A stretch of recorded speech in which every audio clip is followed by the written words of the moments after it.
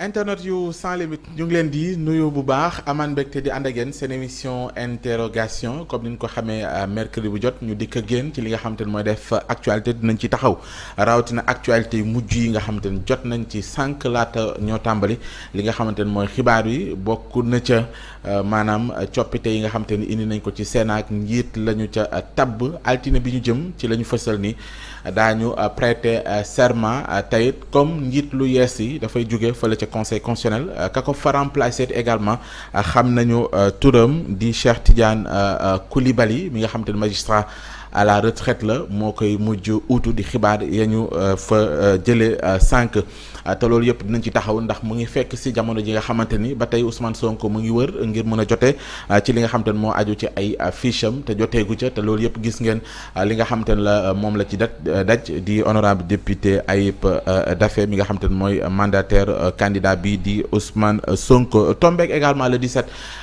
di bis bi nga xamante ne également Cour suprême rawatina chambre administrative war naa addu it jëm ci li nga xamante ne moo aju ci ki nga xamante ne mooy AGE di agent judiciaire de l'État mi nga xamante ne dugaloon na ab recours xam ngeen ko ci ndogal bi nga xamante ne bàyyee ko woon na ca Ziguinchor loolu tamit ñu war ko évacuer waaye jamono ji avocat Ousmane Sonko jàpp nañ ne am na luy ñuul ci soow bi ndax am na benn ci juge boo xam ne dañ ko récuser jàpp ni warta mën a bokk ci nga xamante ne ñooy siège li ko waral am na ci ay raisons yi ñu ci joxe mooy ne ca njëlbeen nga ca chambre administrative bu Cour suprême jotoon na ci it yëngatu ci pàcc boobu ñu jàpp ni warta mën a tamit siège ci wàllu ni mel loolu fan la leen di yóbbu laata le 17 incha allah dinañ ci taxaw boole ko également gis ngeen ko sànq Guy Marius Sagna moo ko fësal ndax ginnaaw bi ñu ko auditionné le 23 bi ñu génn octobre muy union interparlementaire bi nga xamante ne foofu la demoon clamé mbiru Ousmane Sonko ñoom it am na ci ay décisions yoo xamante ne jot nañ ko rendre bokk na ca état bu Sénégal na fexe ba saytu li nga xamante ne mooy wér-gu-yaramu Ousmane Sonko ba dara du ko dal waaye fekk boole ci élection yu jëm mu doon élection yoo xam te ñëpp a cay bokk rawatina Ousmane Sonko fas yéene également dépêché ab mission boo xam te ne dañu ñëw rendre ko visite loolu yëpp jot na cee feeñ te ñu ngi ko jëlee ci poste bi nga xamante ne bàyyeekoo te ci ki nga xamante ne mooy Guy Marius Sagna dinañ ci taxaw bu baax boole ko immigration clandestine xam ngeen ni ba tey mu ngi def coow ci réew mi président Macky Sall jot na cee addu ci journée forces armées waaye ministre bi ñu dénk wàllu ndaw ñi ca Kaolack également sàkku na lenn ci opposition bi loolu it lan lay tekki incha allah dinañ ci ànd ak président Siré Sy mi nga xamante ne daanaka moom la ñuy àndal ci seen émission interrogation fas yéene tamit ci laaj yi nga xamante ne tegu na ci penc mi sàkku ci moom ay leeral président Siré Sy ñu ngi lay nuyu bu baax. am mbégte bu yaa fas yéene ànd ak yow ci yii nga xamante ne junj naa ko. di ay actualité à chaud wàcc léegi ci penc mi. waaw tout à fait sëñ Ousmane maa ngi lay nuyu di la fay. di la ziar. yaa ngi leen ziar kilifa di Sénégalais yëpp. yu ñuy teewlu. waay moo xam ñu nekk ci biir réew mi la. moo xam ñu nekk ci bitim réew. waay. di nuyu aussi yëpp say internautes. waaw internautes yi nga xam te ne dañ lay bëgg bu baax. waaw di bàyyi xel jotaay bi nag waaw bëri na ci ñoo xamante ne dañ ma ci woo. macha allah tout à fait di rafetlu li nga xamante ne moom mooy jotaay bi. alors comme ni ma la ko waxee dañuy tàmbali li nga xamante ne moo aju ci actualité bi sànq ñu jotee ci mooy Sénat danañ prêter serment lundi bi ñu jëm. mu mel ni nañu jëlee fii Doudou Ndir teg fa beneen équipe. ñu ngi wéyal malgré contestation yi am malgré que ni dañuy attaqué décret bi bàyyee ko ci Ndiaga Sylla di expert électoral am taxawaay bi mu ci junjoon mu mel ni malgré yooyu yëpp ci am président Macky Sall moom ma ngay déroulé lundi daañu prêter serment loolu moom ci yow. lu muy tekki waaw lu muy tekki mën nga ko analyser ci njël mi. ak njëlin mi. njël beeg njëlin mi. waaw maanaam njël mi. Ça c'est l'approche disons juridique légale. njëlin mi. mën nañ ko def ci approche politique. maanaam mooy décision boobu kaa nga wax. d'abord bu ñu taxawee ci yoon. décision boobu moom ci yoon dëgg. décision buy poser problème la xam nga lu tax. lu tax. conseil constitutionnel. oui. ku fa xës ba nekk. kenn du la nommé feneen tant que jóge woo fa ba pare. ca conseil constitutionnel. waaw ku fa nekk. oui. balaa ñu laa yóbbu feneen. day fekk nga jóge foofu ba pare ñu doog laa yóbbu feneen. parce que même bu dee dans l'intervalle waa ji daa nekk fii nekk fee. nekk fee. te loolu sunu borom rek ko moo ko moo mën a ne fii le ne don fële. d'ubiquité comme on dit. kon donc dañoo salfaañee yoonu Sénégal. parce que conseil constitutionnel mooy Abdoulaye Sylla. très bien parce que moo jóge conseil fii jiite voilà, Sénat voilà. Cheikh Tidiane Coulibaly war ko très remplacer. bien parce que loolu xaw na yoon fonk na ko ba nga xam ni. même tey jii bu ñu xësee ba nommé le conseil constitutionnel. même pour nga démissionner sax.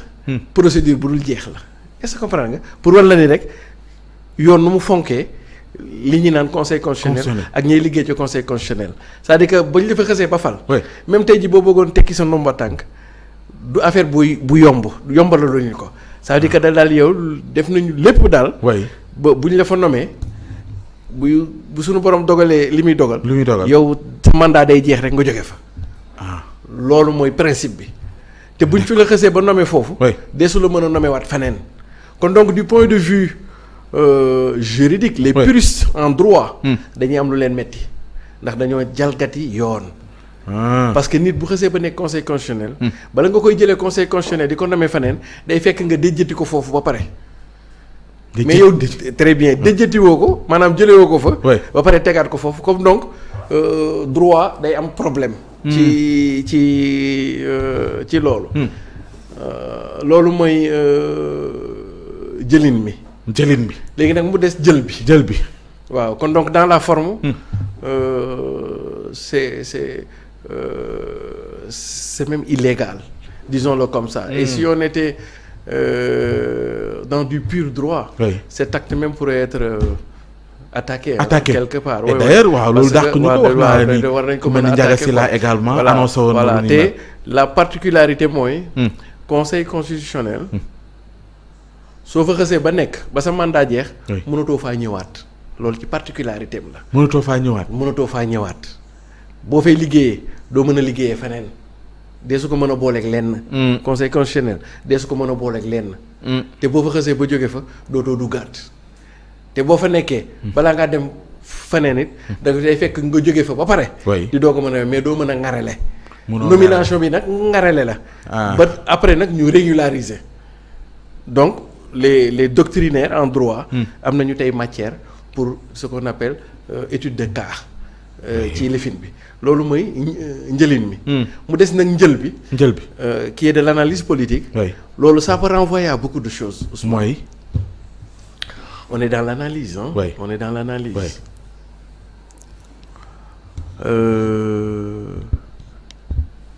D'abord le niveau d'amateurisme. De la décision qui peut-être en renseigne beaucoup sur deux choses. oui. Sur d'abord le président Macky Sall et ensuite le premier ministre Amadou Ba. maanaam nomination bi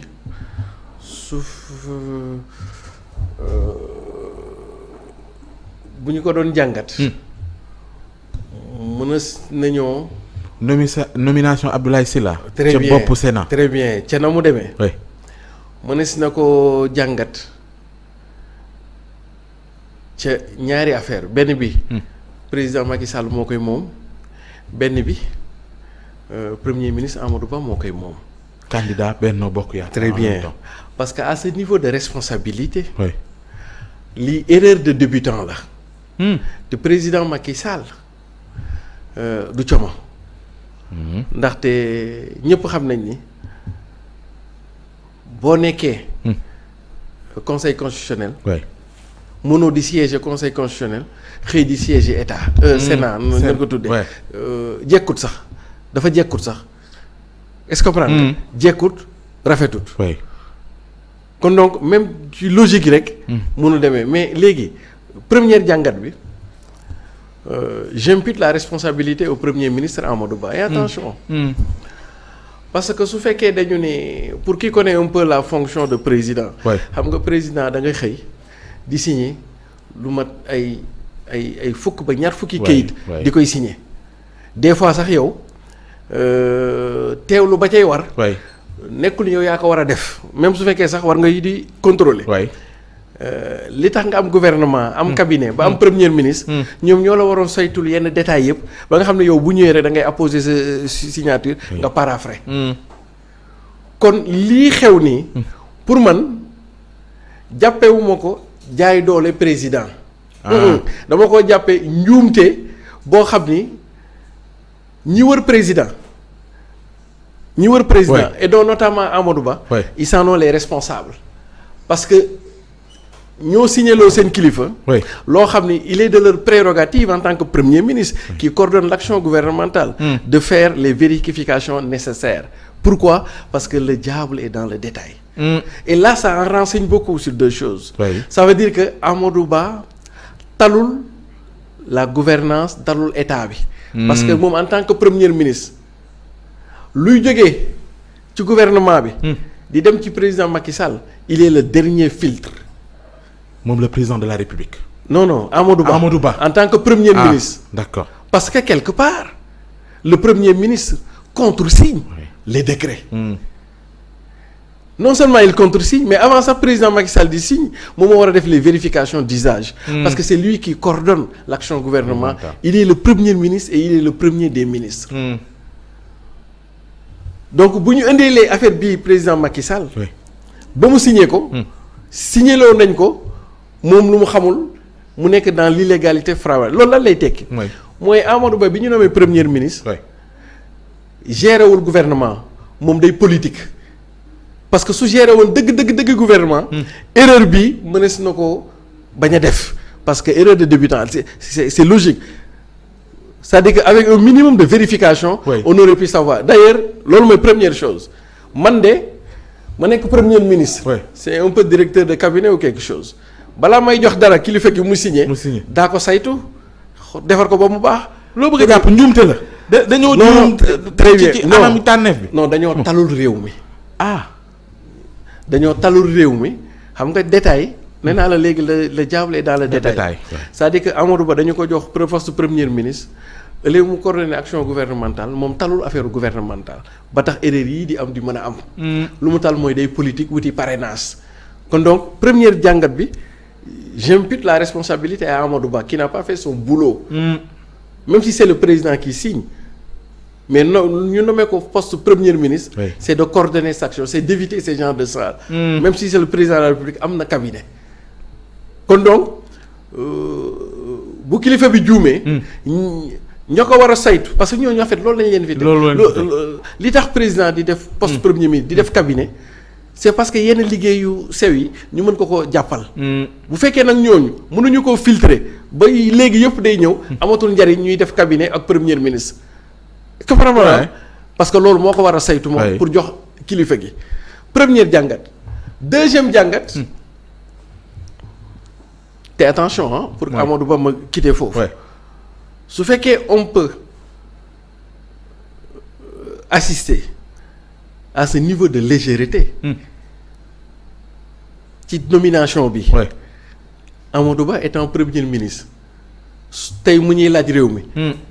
mais bu ñu ko joxee réew mi fan lañ jëm ak moom avec ces dès lors que étant premier ministre on est à ce niveau de légèreté. et d'inaction et de non vérification. kii bu ñu ko joxee réew mi moom fan la ñuy jëm ak première chose. et j'en passe de Amadou Ba et j'arrive au président de la République Macky Sall. lii nii dafa mën na la renseigner ñaari affaire mooy loo xam ne mën naa nekk on est dans l'analyse. première chose mooy peut-être président Macky Sall bi muy nommé ñooñu tàgguwu leen sax ndaxte jàpp naa ne ñooñee. bu ñu leen tàggu leen wax leen loolee. danañ ko xamal ni ñoom ña nga foofee. mooy ñi tànn yëpp. très bien parce que li ma njort mooy. ñoom ñooñu ñu tànn. xam nañ ne loolu mënut a nekk. te kon mën naa am bu ñu leen tàggu woon. danañ xamal ni kilifa gi loolee mënul nekk parce que man maa ngi foofee. te mënumaa nekk foofee di nekkaat tamit fee. est-ce que comprendre nga. kon donc dafa loolu lan lay tekki. ça veut dire que peut-être le président est seul. est-ce que comprendre nga. peut-être y a quelque chose qui s'est cassé depuis mu wax ne moom dootul nekk candidat. je vais aller beaucoup plus loin. oui. il se pourrait dans l'analyse te loolu moo koy conforter. que ce n'est plus le président de la République qui gouverne et qui gère le système, mais c'est le système qui gouverne et qui gère le président de la République. Ah oui. Oui. Il m'a semblé ci bu ma ko toog mooy. maanaam daal président ca la ma yoroon yëpp. am na lu ko ci rëcc naam am na lu mu téye loolee ko ci rëcc nag moo war a tax erreur yu ndaw yi di am te erreur yi moom. C'est presque à son niveau de responsabilité. ak parcours am c'est une erreur presque impardonnable. est-ce que comprendre. oui. léegi est-ce que du kon président de la République parce que foofu ñaari analyse dafa may dugg. président de la République daa téye lii lee téyetu ko lu muy téye. muy les questions sécuritaires disons-le comme ça. peut-être téye na les questions sécuritaires et tout ce qui relève des questions sécuritaires, les forces de défense et de sécurité. Et peut-être le ministère de l'Intérieur. Mais quant à la gouvernance et l'administration de ce pays, ce n'est plus le président qui le dirige, mais c'est le système qui le dirige. mooy expliquer yi am. waaw mooy expliquer ce niveau de faute. tey jii bu ñu doon def droit administratif. président li mu def nii du erreur. C'est une faute lourde. Ah oui. C'est-à-dire que du erreur du faute mais c'est une faute lourde. tey jii bu ñu ko doon sanctionner directement dañ ko waroon radier moom président bu fekkoon dañ koy radier. waaw tey moom dañ koy radier ndax ma radier woon Sonko dàq ko ndax faute bu garaaw. moom président tey li mu def nii à ce niveau de responsabilité dañ koy radier tey jii parce que président de la République buy dem bay nommer kenn moom mii nommer kenn fii. ñëwaat ko nommé waat ko foofu. te muy doon kooku rek. même chose kenn nit ki. erreur boobu moom. dafa am erreur yoo xam ne c'est impardonnable moom la ñuy wax faute lourde nag moom boo ko defee moom da ngay dem. waa teewul kamu tànn nangu xaaral ma ñëw non du c'est-à-dire là on est dans les procédures en fait. des questions du nangook bañ mën na ko nangu mën na ko bañ mais dañu ni da ngay jaar ci yoon bi. yoon wi. comprendre nga. yoon bi mooy wax mooy.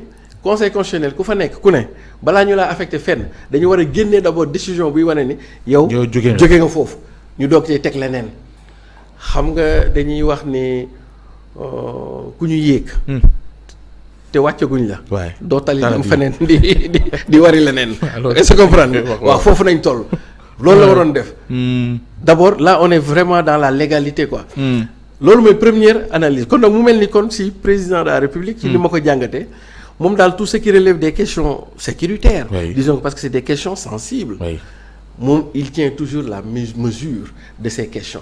Mais tout ce qui relèverait des questions de politique, d'administration, de gouvernance, maanaam de l'État, dans son organisation, dans ses fonctionnements et dans ses décisions ou dans la préparation de ses décisions, gérer amatu ci pleine maîtrise. Kon doon erreur bi mën a am première. loo bëgg a wax ni su xamoon ni nii la fa demee lii du am. très bien ça xamul woon ni nii la fa demee avec minimum de contrôle et de vigilance. lii mënoon naa bañ a am parce que su ñu nekkoon dans les conditions normales de température et de pression. sooy nommer nit minimum sax par élégance. Tu l'appelles ça pour demander son avis et cetera et cetera. C'est plus élégant d'ailleurs. Surtout que question yu sensible la dafay war a am consultation n'est-ce pas. dafay war a am sax ngay laaj say collaborateurs. mais tey ji président am na ñu mu doon laaj ci entourage am rek. dinañ ko alerter ne ko mais président kooku il est membre de yooyu. mais kon est-ce que du le fait que xëy na Sénat bi ni mu demee ak. ni mu invité la DG pour mu joxe ay fiches. voilà ci anam gi mu ko defee woon ci diggante boobu xëy na. xaaruñu ko woon très bien et léegi. waral ñu léegi troisième analyse bi daf may dugg. mooy xam nga des fois ci mbir da nga juum comprendre mu doon défaite mais nga mujj défaite ba soppali ko victoire. loolu dafay am c'est-à-dire que lii nii yaakaaruma ni président Macky Sall da koo def pour bander les muscles pour jaay doole déedéet dañoo juum léegi nag comme juum nañ te ñoom rëy nañu pour reconnaître ni dañoo juum. dañu koy mbubboo genre façon ni dama leen di jaay doole. te fekk peut-être damay mën naa am kersa ni. damaa juum. xam nga Youssou Ndour dafa wax ca way daaw. nee na nit ku dul juum amul. et c'est de la grandeur léeg-léeg nga juum ci penc meeg yooyu. des fois di nga def dara juum mais ñëkk Wolof Njaay na ñëkk. léegi nag ñëkk boobu day tax ni tu vas persister ci sa erreur léegi nag en essayant de donner la perception que maa tey. mënoo ci dara. dama lay jaay doole. fekk en fait du jaay doole de mais dafa juum. léegi nag lan la ñuy rectifier juum bi mooy solal ko mbubb yi jaay doole wala def li ma neex. mooy expliquer mënoo ci dara. non waa très bien ay analyse la parce que. ba coow la jëbee ñoom bu fekkoon ni lu ñu bëgg la seen bàkkat. kon du ñu ko changer. su fekkoon lu ñu gëm la ñoom jàpp ni li yoon may na ko dañuy bàyyi waa ji mu teg tànk ndeyjooram fii ñëw teg tànk ndaw pantalon bu yaatu la war a sol kon jour boobu. comprendre mais ñu dem ba mujj gi. changer ni ñu ko doxalee nii. kon reconnaître nañ quelque part seen erreur. loolu laa bëgg a wax. changement bi am bi intervenir. ça veut dire que Cheikh Tidiane Koulibaly. très bien kon donc ça veut dire que nangu nañu de manière implicite. que li ñu def nii defuwut. ba tax nag joyanti nañ ko. comprendre nga. léegi nag mën nañ bàyyi gars yi dans le doute mooy ñetti fan yi. ñun ñu koy jàppee ni gis nga président Macky Sall moom day jaay doole sax ñun dañuy jaay doole bay jaay doole mooy loi. day jaay doole bay jaay doole day jaay doole bay jaay doole loi. comprendre nga fekk nag jubluwu ci jaay doole. mais daa juum. lu tax mu juum mooy ña ko waroon téyel saytul ko. bala muy agsi ci moom defuñu seen liggéey au premier titre desquels le premier ministre Amadou Ba. tey jii li dal président Macky Sall bi tey jii bu fekkoon li Seydina Insa Wade doon wax ca way ba. Saara Ba jox ma dogal. jox ma sañ-sañ. may ma sañ-sañ ba may sañ di sañale. tey de bu ma doon sañ di sañale. day rajjee président Macky Sall boo ko rajjee nag moom ki ko indi lii yëpp ñu rajjee ko. mooy Amadou Ba da ko war a toppee ki dàll ki yat di dóor. ndax moo ko dugal ci lii lépp ba ñu rajjee ko ci digg. léegi finalement lii yëpp teewut lundi